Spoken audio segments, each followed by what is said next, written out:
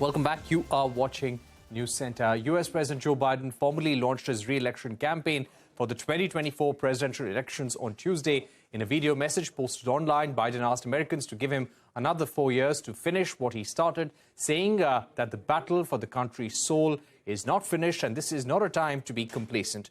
Vice President Kamla Haris is said to be his running mate yet again. Biden is the oldest president in U.S. history at the age of 80. His announcement has set the stage for a potential rematch between him and former President Donald Trump. Joining me now to take this forward are Ambassador Neelam and also former Ambassador Rakesh Sood. Ambassador Sood, if I can begin with you, what do you think about President Joe Biden's chances at this stage? There have been a slew of legislations he has brought out over the last few months to shore up his electoral ratings. And according to a Reuters Ipsos poll, his approval ratings are at 39% right now. How is that for a sitting candidate ahead of the U.S. presidential election? Well, 39% may not appear very attractive, Parikshit, at the moment. But the fact is that sitting presidents have always had an edge. And to that extent, I think that President Biden will also actually improve in the ratings as the campaign goes along. Of course, much will depend upon how the campaign progresses, because clearly, unlike Donald Trump, President Biden would probably be more presidential in his approach rather than going and, traveling extensively across the states and things like that, partly because of the other obligations that he has in the White House. And I think that being presidential will probably help. So my guess is that they would hope that somewhere along the process, Donald Trump will stumble. I mean, he has the propensity, as you know, to kind of shoot off his mouth or on occasion.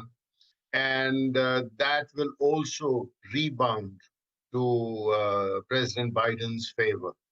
So far, I would say that he certainly has an edge, despite the obvious disadvantage of the age. You know, he is the oldest president that the U.S. will have. He'll be 82 when he takes over. He'll be 86 when he hands over. But there is also a new change. There are also changes in his campaign team, which are interesting to see, which meant quite clearly when he announced his new campaign manager, Julie Chavez, it was quite clear that Kamla Haris was going to be the running mate. So I think that is also an interesting development and worth noting. Right. Let me go across to Ambassador Neelam as well, who's joining us. Ambassador, as far as the Republican camp goes, we had also seen how the Republicans had a very strong base, and Donald Trump had high approval ratings and a very strong voter base even after the Capitol riots, after the results of the last election in the United States. How do you think the Republicans are poised at this juncture ahead of the U.S. presidential election, Ambassador?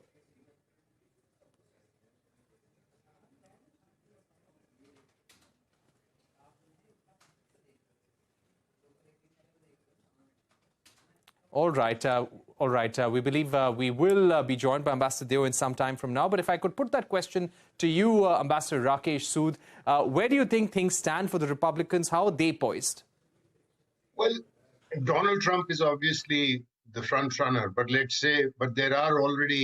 have been reports for a long time that Governor Ron DeSantis is likely to pose a challenge. Now, if that were to happen, then the nomination battle would be an interesting one. For President Biden, although there is some talk of one or two people who are interested and have put forward, including a grandnephew of former President Kennedy, but then I don't think that these are likely to be of much concern. So while President Biden's nomination or renomination for the election is more or less a given, I am not so sure if the same can be said for Donald Trump.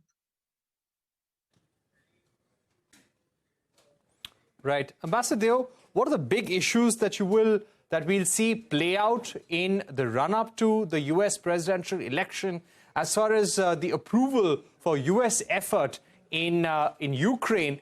Do you think that will be up for strong debate? Republicans will question our investments in that war, our involvement in that war.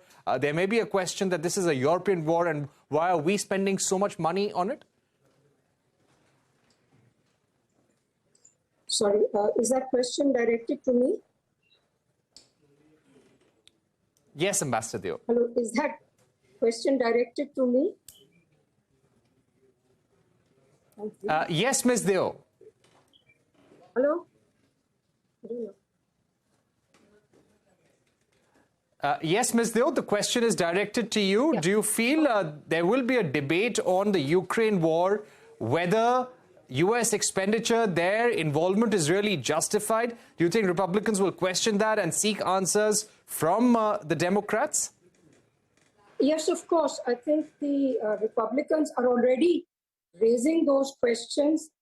They plan to hold hearings on that, not so much because they don't support Ukraine against Russia, but more because they're talking about the amounts that have been delivered of weapons and of financial aid, which are approaching almost $1 trillion already. So I think that the questions will relate to how much the United States is extending support to Ukraine in this war, because they will define it as a European war in the end. But it will not be a question of whether there should be any support at all to Ukraine and more broadly to Europe, which is very concerned about the war. Right.